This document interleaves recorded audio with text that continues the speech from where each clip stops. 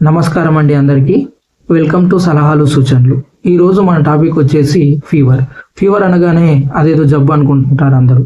కానీ ఫీవర్ అంటే జబ్బు కాదు, మన ఇమ్యూన్ సిస్టమ్ యొక్క వెపన్.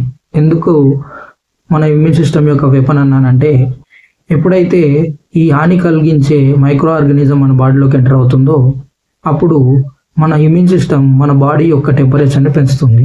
ఎందుకంటే హై టెంపరేచర్లో మైక్రో ఆర్గానిజం యొక్క యాక్టివిటీ వీక్గా ఉంటుంది. ఆ విధంగా ఆ ఆర్గానిజం యొక్క యాక్టివిటీని తగ్గించి ఇన్ఫెక్షన్ రేట్ని కంట్రోల్ చేస్తూ ఉంటుంది మన ఇమ్యూన్ సిస్టమ్.